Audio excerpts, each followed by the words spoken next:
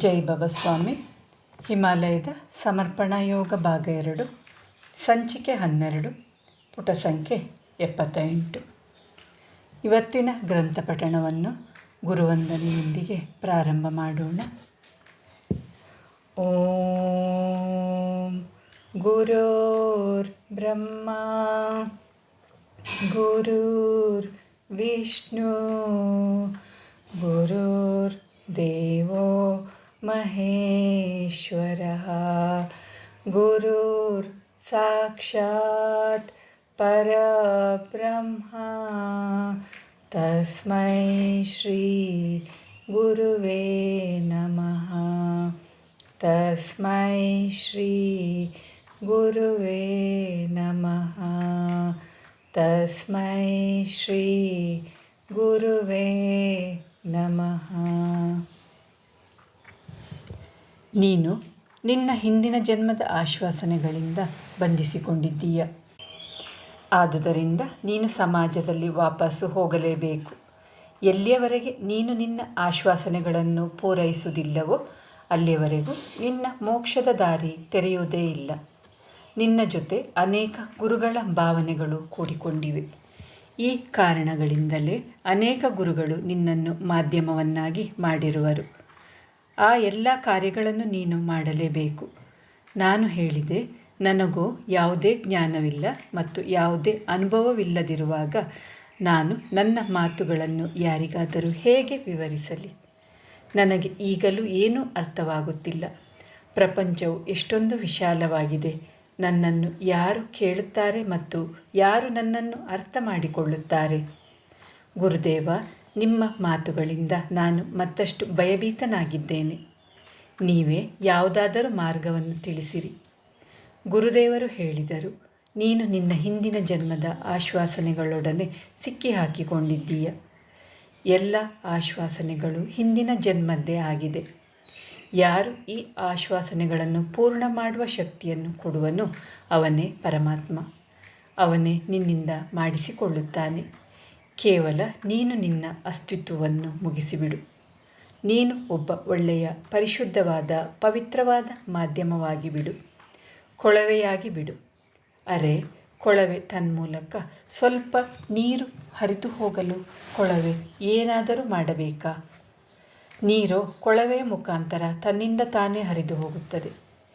ನನಗೆ ಅಡವಿಗಳ ನಿರ್ಜನವಾದ ವಾತಾವರಣ, ಹಿಮಾಲಯದ ಸುಂದರವಾದ ಮನೋಹರ ದೃಶ್ಯಗಳು, ಹಿಮಾಲಯದ ಪವಿತ್ರವಾದ ಭೂಮಿ, ಅಲ್ಲಿಯ ಶಕ್ತಿಯ ನೆಲೆಗಳು ಅಭ್ಯಾಸವಾಗಿ ಬಿಟ್ಟಿವೆ.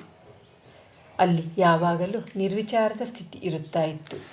ಇದೆಲ್ಲವನ್ನು ಬಿಟ್ಟು ಸಮಾಜದಲ್ಲಿ ಹೋಗಲು, ಜನಜಂಗುಳಿಯಲ್ಲಿರಲು ಮತ್ತು ವರ್ಷಗಟ್ಟಲೆ ಇರುವುದು ನನಗೆ ಕಲ್ಪನೆ ಮಾಡಿಕೊಂಡರೆ ಸಾಕು ತಳಮಳಿಸುತ್ತೇನೆ.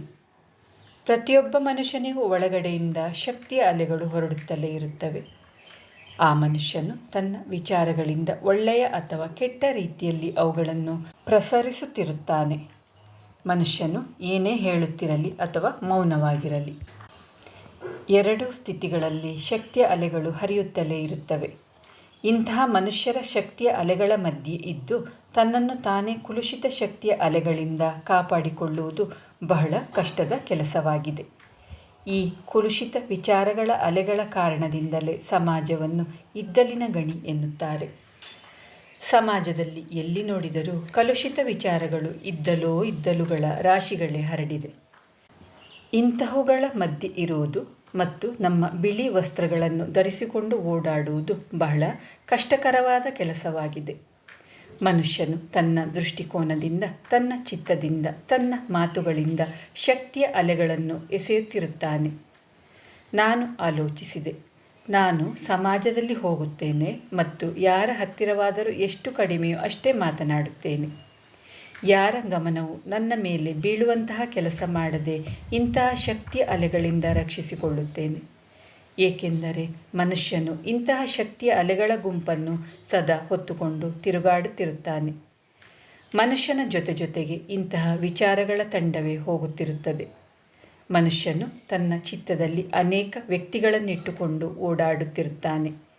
ಅನೇಕ ವಿಧವಾದ ಶಕ್ತಿಯ ಅಲೆಗಳನ್ನು ಸಹ ತೆಗೆದುಕೊಂಡು ನಡೆಯುತ್ತಿರುತ್ತಾನೆ. ಈ ಕೊಳಕಾದ ಶಕ್ತಿಯ ಅಲೆಗಳು ಸುತ್ತಮುತ್ತಲಿನ ವಾತಾವರಣವನ್ನು ಕಲುಷಿತಗೊಳಿಸುತ್ತಿರುತ್ತವೆ, ಮಲಿನಗೊಳಿಸುತ್ತಿರುತ್ತವೆ. ಗುರುದೇವರು ನಸುನಕ್ಕರು ಮತ್ತು ಹೇಳಿದರು, ಮನುಷ್ಯರ ಅಂತಹ ಅಲೆಗಳಿಂದ ಭಯಪಡುತ್ತೀಯಾ? ಹಾಗಾದರೆ ನಿನ್ನ ಕಾರ್ಯವನ್ನು ಯಾರು ಮಾಡುತ್ತಾರೆ? ನೀನು ಕಾರ್ಯ ಮಾಡದಿದ್ದರೆ ಮುಕ್ತಿ ಹೇಗೆ ಸಾಧ್ಯ? ಇದು ಒಂದು ಗೊಂದಲಮಯವಾಗಿದೆ. ಇದಕ್ಕೆ ಒಂದೇ ದಾರಿ ಇದೆ.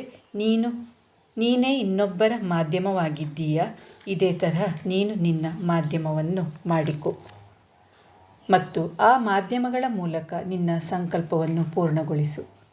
ಮಾಧ್ಯಮವು ಹಲವಾರು ವರ್ಷಗಳ ತನಕ ಕಾರ್ಯ ಮಾಡಬಲ್ಲರು. ಸ್ಥಳಗಳನ್ನು ಮಾಧ್ಯಮವನ್ನಾಗಿ ಮಾಡು. ಸ್ಥಳದಲ್ಲಿ ಇಟ್ಟಿರುವ ಶಕ್ತಿ ಅನೇಕ ವರ್ಷಗಳ ತನಕ ಸಕ್ರಿಯವಾಗಿರುತ್ತದೆ. ಇದು ಒಂದೇ ಮಾರ್ಗ ತೋರುತ್ತಿದೆ. ಎಷ್ಟು ಜಾಸ್ತಿ ಸ್ಥಳಗಳನ್ನು ನಿರ್ಮಿಸುತ್ತೀಯೋ ನಿನ್ನ ಕಾರ್ಯ ಅಷ್ಟೇ ಜಾಸ್ತಿ ಆಗುತ್ತಿರುತ್ತದೆ ಮತ್ತು ಎಷ್ಟು ಜಾಸ್ತಿ ಆಗುತ್ತಿರುತ್ತದೋ ನೀನು ಅಷ್ಟೇ ಬೇಗ ಮುಕ್ತಿಯನ್ನು ಹೊಂದುವೆ. ಸದ್ಯ ನೀನು ಈಗ ಬಹಳ ದೂರವಾದ ಪ್ರಯಾಣವನ್ನು ಮಾಡಬೇಕಾಗಿದೆ. ಒಬ್ಬ ವ್ಯಕ್ತಿಗೆ ತನ್ನ ವಾಸಸ್ಥಾನಕ್ಕೆ ಹೋಗುವುದು ಸುಲಭವಾಗುತ್ತದೆ, ಆದರೆ ಲಕ್ಷಾಂತರ ಜನರನ್ನು ಕರೆದುಕೊಂಡು ಹೋಗುವುದು ಬಹಳ ಕಷ್ಟಕರವಾದ ಕೆಲಸ. ನಿನ್ನ ಕಾರ್ಯವು ಬಹಳ ದೊಡ್ಡದಾಗಿದೆ, ಕಷ್ಟವಾಗಿದೆ. ಹಾಗಾಗಿ ನೀನು ನಿನ್ನ ಕಾರ್ಯಗಳಿಂದಲೂ ಮುಕ್ತನಾಗಿ ಬಿಡು. ಆ ಕಾರ್ಯಗಳ ಬಗ್ಗೆಯೂ ಚಿಂತಿಸಬೇಡ. ಯಾವ ಗುರುಶಕ್ತಿಗಳ ಕಾರ್ಯಗಳಿದೆಯೋ ಅವರು ಆ ಕಾಲಕ್ಕೆ ಅವರೇ ನಿನಗೆ ಸಹಾಯವನ್ನು ಮಾಡುತ್ತಲೇ ಇರುತ್ತಾರೆ. ಅವರು ನಿನ್ನ ಎಲ್ಲ ಇಚ್ಛೆಗಳನ್ನು ಪೂರ್ಣಗೊಳಿಸುವುದಕ್ಕೆ ನಿನ್ನ ಸುತ್ತಮುತ್ತಲೂ ಯಾವಾಗಲೂ ಉಪಸ್ಥಿತರಿರುತ್ತಾರೆ. ಆದುದರಿಂದ ಜೀವನದಲ್ಲಿ ಯಾವಾಗಲೂ ಯಾರಿಗೂ ಕೆಟ್ಟದ್ದನ್ನು ಆಲೋಚಿಸಬೇಡ, ಯಾರಿಗೂ ಕೆಟ್ಟದ್ದನ್ನು ಹೇಳಬೇಡ. ಏಕೆಂದರೆ ನೀನು ಏನು ಹೇಳುತ್ತೀಯೋ ಅದೇ ಆಗುವುದು. ಅಂತಹ ಶಕ್ತಿಗಳು ನಿನಗೆ ಪ್ರಾಪ್ತವಾಗಿವೆ. ನಿನ್ನ ಮಾತಿನ ಮೇಲೆ, ನಿನ್ನ ವಿಚಾರಗಳ ಮೇಲೆ ನಿಯಂತ್ರಣವಿರಲಿ. ತಪ್ಪಿಯೂ ಕೂಡ ಯಾರಿಗೂ ಕೆಟ್ಟದ್ದನ್ನು ಹೇಳಬೇಡ. ಏಕೆಂದರೆ ಶಕ್ತಿಗಳು ಕೇವಲ ಶಕ್ತಿಗಳಾಗಿರ್ತವೆ. ಅವುಗಳು ಕಾರ್ಯ ಮಾಡುವ ದಿಕ್ಕನ್ನು ನಮ್ಮ ಚಿತ್ತವು ತೋರಿಸುತ್ತದೆ. ಯಾವಾಗಲೂ ಬೇರೆಯವರ ಕಲ್ಯಾಣಕ್ಕಾಗಿ, ಒಳ್ಳೆಯದಕ್ಕಾಗಿ ಕೆಲಸವನ್ನು ಮಾಡಬೇಕು. ನಿನಗೇನಾದರೂ ಅರ್ಥವಾಗದಿದ್ದರೆ ಆಗ ಆ ಗುರುಶಕ್ತಿಗಳಿಗೆ ಒಪ್ಪಿಸಿಬಿಡು. ಗುರುದೇವ, ನಿಮ್ಮ ಇಚ್ಛಾನುಸಾರವೇ ಆಗಲಿ. ನಂತರ ಯಾವುದು ಸೂಕ್ತವೋ ಅದೇ ಆಗುವುದು. ಏಕೆಂದರೆ ಎಷ್ಟೋ ಸಾರಿ ಸುತ್ತಮುತ್ತಲಿನ ಪರಿಸ್ಥಿತಿಗಳ ಕಾರಣವಾಗಿ ನಾವು ಸರಿಯಾದ ನಿರ್ಧಾರವನ್ನು ತೆಗೆದುಕೊಳ್ಳಲು ಆಗುವುದಿಲ್ಲ. ಆದುದರಿಂದ ಅದನ್ನು ಆ ಗುರುಶಕ್ತಿಗಳಿಗೆ ಬಿಡುವುದು ಬಹಳ ಒಳ್ಳೆಯದೆಂದು ಅನಿಸುತ್ತದೆ. ಈ ಮಾತುಗಳೆಲ್ಲವನ್ನು ನಿನ್ನನ್ನು ಭಯಪಡಿಸುವುದಕ್ಕಾಗಿ ಹೇಳುತ್ತಿಲ್ಲ. ನೀನು ನಿನ್ನ ಮಾನಸಿಕ ಸ್ಥಿತಿಯನ್ನು ತಯಾರು ಮಾಡಿಕೊಳ್ಳಲಿ ಎಂದು ಹೇಳುತ್ತಿದ್ದೇನೆ. ಮಾನವ ಸಮಾಜವು ನಿನ್ನ ಕಾರ್ಯಕ್ಷೇತ್ರವಾಗಿದೆ. ನಿನಗೆ ನಿನ್ನ ಕಾರ್ಯಕ್ಷೇತ್ರಕ್ಕೆ ಹೋಗಲೇಬೇಕು. ಹೋಗುವುದು ಬಿಡುವುದು ನಿನ್ನ ಕೈಯಲ್ಲಿ ಇಲ್ಲ. ನನಗೆ ಗೊತ್ತಿದೆ ಇದು ಬಹಳ ಕಷ್ಟದ ಕೆಲಸವೆಂದು. ಆನೆಯಂತಹ ಶಕ್ತಿಗಳನ್ನು ಹೊಂದಿ ರಸ್ತೆಯಲ್ಲಿ ನಡೆಯುವಾಗ ಪಾದಗಳ ಕೆಳಗೆ ಒಂದು ಇರುವೆಯೂ ಸಾಯದಂತೆ ಗಮನ ಹರಿಸುವುದು ಬಹಳ ಕಷ್ಟವೇ ಆಗಿರುವ ಕೆಲಸ. ನಡೆ, ಈಗ ಮಲಗಿಕೋ. ರಾತ್ರಿ ಬಹಳ ಹೊತ್ತಾಗಿದೆ.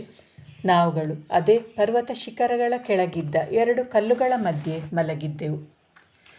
ಮಾರನೆಯ ದಿನ ಬೆಳಗ್ಗೆ ವಾತಾವರಣವು ಬಹಳ ಸಂತೋಷಕರವಾಗಿತ್ತು. ಮೋಡಗಳೆಲ್ಲವೂ ಚದುರಿ ಹೋಗಿದ್ದವು.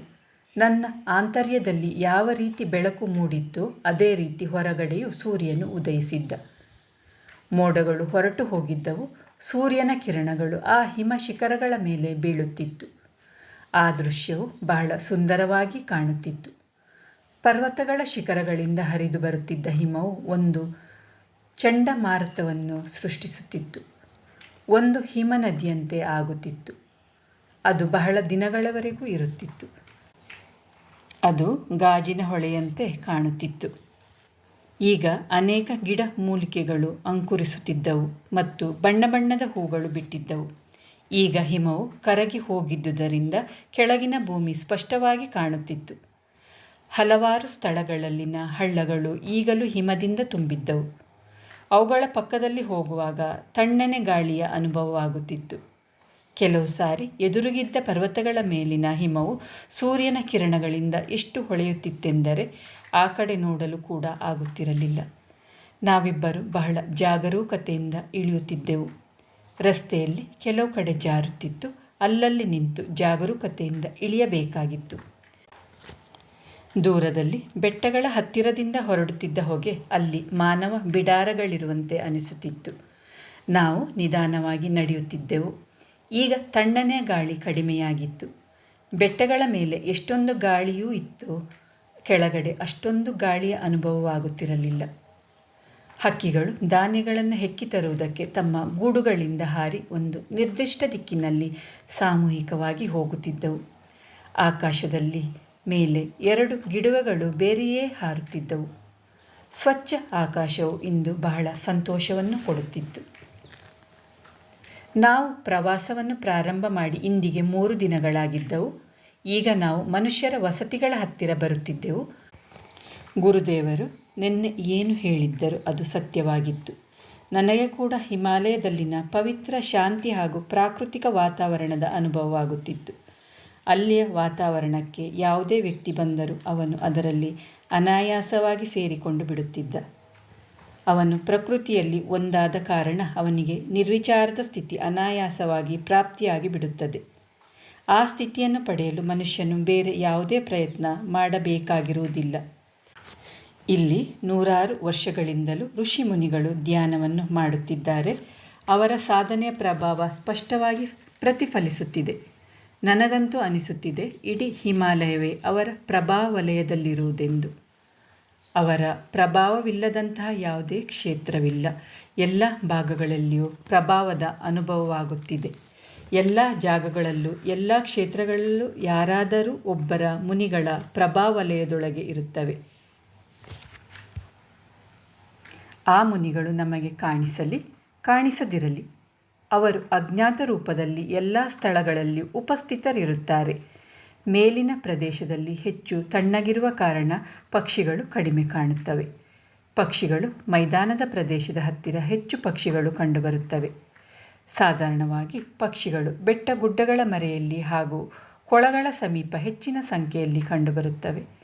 ಯಾವಾಗ ಮನುಷ್ಯನು ಪ್ರಕೃತಿಯಲ್ಲಿ ಒಂದಾಗುತ್ತಾನೋ ಅವನ ವಿಚಾರಗಳು ಅನಾಯಾಸವಾಗಿ ನಿಂತು ಹೋಗುತ್ತದೆ. ಆದುದರಿಂದ ಇಲ್ಲಿ ಬಹುಶಃ ಮನುಷ್ಯರಾರು ಕಾಣಬರುತ್ತಿರಲಿಲ್ಲ. ಕಂಡುಬಂದರೆ ಅವನು ಯಾರಾದರೂ ಮುನಿಯೇ ಆಗಿರುತ್ತಾನೆ. ಅವನು ತನ್ನದೇ ಆದ ಧ್ಯಾನದ ಸ್ಥಿತಿಯಲ್ಲಿರುತ್ತಾನೆ. ಅನೇಕ ಸ್ಥಳಗಳಲ್ಲಿ ಯಾರೋ ಇದ್ದಾರೆಂಬ ಅನುಭವವಾಗುತ್ತಿತ್ತು. ಹಿಮಾಲಯದಲ್ಲಿ ಉಪಸ್ಥಿತರಿರುವ ಇಂತಹ ಮಹಾನ್ ಯೋಗಿಗಳ ಕಾರಣವೇ ಹಿಮಾಲಯದಲ್ಲಿ ಶಾಶ್ವತವಾಗಿ ಚೈತನ್ಯವು ಅಸ್ತಿತ್ವದಲ್ಲಿದೆ. ಚೈತನ್ಯದ ಮಾಧ್ಯಮವು ಬದಲಾಗುತ್ತಿರುತ್ತದೆ. ಪ್ರಕೃತಿ ನಿಯಮವೇ ಸೃಷ್ಟಿ ಮತ್ತು ಲಯ. ವಾಸ್ತವದಲ್ಲಿ ಯಾವಾಗಲೂ ನಾಶವಾಗುವುದು ಸೃಷ್ಟಿಗಾಗಿಯೇ. ಆದ ಕಾರಣ ಈ ಚಕ್ರವನ್ನು ಒಳ್ಳೆಯದು ಅಥವಾ ಕೆಟ್ಟ ಘಟನೆ ಎಂದು ಭಾವಿಸಬಾರದು. ಇದು ನಿರಂತರವಾಗಿ ನಡೆಯುವ ಕ್ರಿಯೆ. ಇದು ಪ್ರಕೃತಿಯಲ್ಲಿ ನಿರಂತರ ನಡೆಯುತ್ತಲೇ ಇರುತ್ತದೆ. ಸಾಮಾನ್ಯವಾಗಿ ನಡೆಯುತ್ತಿರುವ ಸಮಯದಲ್ಲಿ ನಮ್ಮ ನಡುವೆ ಮಾತುಕತೆ ಕಡಿಮೆಯೇ ಆಗಿರುತ್ತಿತ್ತು. ರಸ್ತೆಯಲ್ಲಿ ಗುರುದೇವರು ಪ್ರಕೃತಿಯ ಬಗ್ಗೆ ಹೇಳುತ್ತಿದ್ದರು, ಔಷಧಿಗಳ ಬಗ್ಗೆ ಹೇಳುತ್ತಿದ್ದರು, ಗಿಡಮೂಲಿಕೆಗಳ ಬಗ್ಗೆ ಹೇಳುತ್ತಿದ್ದರು, ಹವಾಗುಣದ ಬಗ್ಗೆ ಹೇಳುತ್ತಿದ್ದರು. ಅವರಿಗೆ ಅಲ್ಲಿ ಇದ್ದು ಅಭ್ಯಾಸವಾಗಿ ಬಿಟ್ಟಿತ್ತು. ನಮ್ಮ ದೀರ್ಘವಾದ ಚರ್ಚೆಗಳು ಬಹುಶಃ ಒಂದು ಸ್ಥಳದಲ್ಲಿ ಕುಳಿತೇ ಆಗುತ್ತಿತ್ತು. ಚರ್ಚೆಗಳು ಗಂಟೆಗಟ್ಟಲೆ ನಡೆಯುತ್ತಿತ್ತು. ಅವರು ಹೇಳುತ್ತಿದ್ದಾರೆಂದರೆ ನಿರಂತರವಾಗಿ ಅಮೃತದ ಮಳೆಯಾಗುತ್ತಿದ್ದಂತೆ, ಒಂದು ಜ್ಞಾನದ ಜರಿಯು ಹರಿಯುತ್ತಿದ್ದಂತೆ ಭಾಸವಾಗುತ್ತಿತ್ತು. ಅವರು ಹೇಳುತ್ತಲೇ ಇರುತ್ತಿದ್ದರು, ನಾನು ಕೇಳುತ್ತಲೇ ಇರುತ್ತಿದ್ದೆ. ಯಾವಾಗಲಾದರೂ ದಿನಪೂರ್ತಿ ಕಳೆದು ಹೋದರೂ ತಿಳಿಯುತ್ತಲೇ ಇರಲಿಲ್ಲ. ದಿನದಲ್ಲಿ ಸೂರ್ಯನ ಕಾರಣದಿಂದ, ರಾತ್ರಿಯಲ್ಲಿ ಚಂದ್ರನ ಕಾರಣದಿಂದ ಸಮಯದ ಅಂದಾಜು ಮಾಡಲಾಗುತ್ತಿತ್ತು. ಅದು ಅದರ ಬಗ್ಗೆ ಗಮನ ಬಂದಾಗ, ಇಲ್ಲದಿದ್ದರೆ ಅದರ ಬಗ್ಗೆ ಗಮನವೂ ಬರುತ್ತಿರಲಿಲ್ಲ. ಆದುದರಿಂದ ಎಷ್ಟು ಸಮಯದಲ್ಲಿ ಎಷ್ಟು ನಡೆಯಬಹುದು ಎಂದು ನಿಶ್ಚಯವಾಗಿ ಹೇಳಲಾಗುತ್ತಿರಲಿಲ್ಲ. ಕೆಲವು ಸ್ಥಳಗಳ ಮಹತ್ವವೂ ಇರುತ್ತಿತ್ತು. ಕೆಲವು ಸ್ಥಳಗಳಲ್ಲಿ ಎಷ್ಟು ಚೈತನ್ಯದ ಶಕ್ತಿ ಇರುತ್ತಿತ್ತೆಂದರೆ ಅಲ್ಲಿಂದ ಹೊರಡುವ ಮನಸ್ಸೇ ಆಗುತ್ತಿರಲಿಲ್ಲ. ಮತ್ತು ಮನಸ್ಸಿಲ್ಲದೆ ಹೊರಟಾಗ ಪಾದಗಳು ಬಹಳ ನಿಧಾನವಾಗಿ ಏಳುತ್ತಿದ್ದವು. ಶರೀರದ ಸಮಸ್ತ ಕ್ರಿಯೆಗಳು ನಿಧಾನವಾಗಿ ಬಿಡುತ್ತಿದ್ದವು. ಶರೀರದ ಮೇಲೆ ನಿಯಂತ್ರಣವೇ ಕಡಿಮೆಯಾಗಿ ಬಿಡುತ್ತಿತ್ತು. ಕೇವಲ ನಡೆಯುತ್ತಿದ್ದೆವು. ಈ ಕಾರಣದಿಂದಲೇ ಪ್ರಯಾಣವು ಬಹಳ ಸಮಯ ತೆಗೆದುಕೊಳ್ಳುತ್ತಿತ್ತು. ಪ್ರಯಾಣದ ಸಮಯ ಕಳೆದು ಹೋಗಿದ್ದು ತಿಳಿಯುತ್ತಲೇ ಇರಲಿಲ್ಲ. ಜೈ ಬಾಬಾ ಸ್ವಾಮಿ. ಇವತ್ತಿನ ಗ್ರಂಥ ಪಠಣವನ್ನು ಮುಕ್ತಾಯಗೊಳಿಸುತ್ತಿದ್ದೇನೆ. ಶಾಂತಿ ಪಾಠ.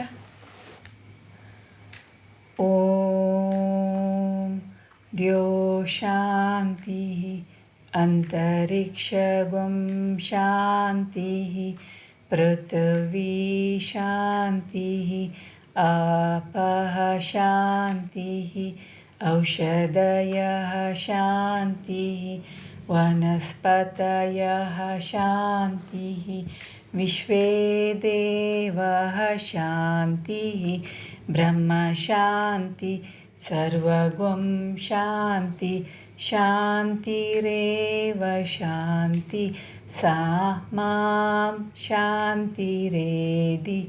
ಓಂ ಶಾಂತಿ ಶಾಂತಿ ಶಾಂತಿ. ಸರ್ವರಿಷ್ಟ ಸುಶಾಂತಿರ್ಭವತು.